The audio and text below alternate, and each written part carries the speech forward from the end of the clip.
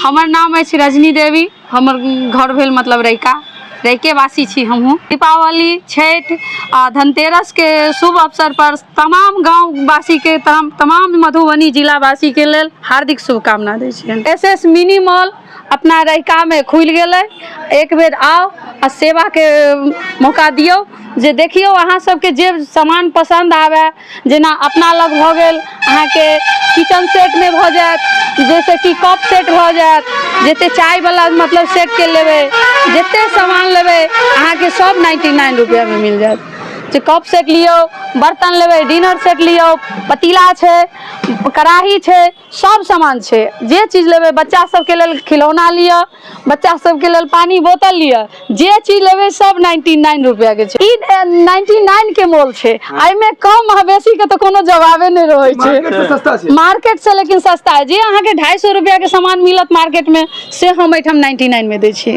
ज्यादा से ज्यादा लोग के कहबनि कि एक बेर अहाँ सब आओ, मौका दियो आ देखियो जे अहाँ सबके दुकान मतलब पसंद आबैया, अहाँ सब जे कहबै तो ओहि हिसाब से और सामान के मतलब उन्नति भेल जेतै। एहिमे दिवाली आ धनतेरस के ओहिमे तो 99 में तो कोनो अथिये नहीं छै। सब दिन दिवाली छै, सब दिन दिवाली आ सब दिन छठ। बिकाजी के भुजिया से अभी अहाँ मार्केट में लेबै 135 रुपया के मतलब बिकाजी के सन पापड़ी, हल्दीराम के सन पापड़ी, हम अहाँ के 99 में दे रहल छी। अब ऐसे की मतलब ऑफर दिए से बताइयो। सर मेरा नाम हुआ जगदीश शाह, ग्राम पोस्ट रैका, जिला मधुबनी के वासी हैं हम।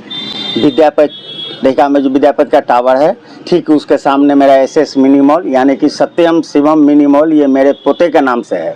हम अपने पूरे परिवार के तरफ से आपके पूरे परिवार को धनतेरस, दिवाली और छठ के हार्दिक शुभकामनाएं। माँ लक्ष्मी की पूजा से धन धन रहें।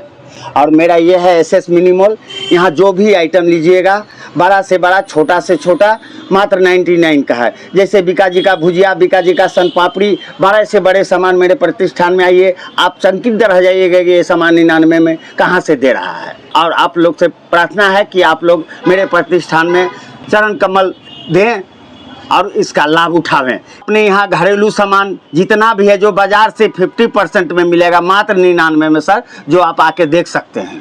जैसे कि बिकाजी का सन पापड़ी है, भुजिया है, घर के लिए तसला तुसली, स्टील का बर्तन, स्टील का सामान, टीनी, बहुत सारा गिफ्ट आइटम है जो बाजार से आपको 50% से भी आप अपने आश्चर्य में हो जाइएगा कि इतना सामान इतना सस्ता में कहाँ से मिल रहा है।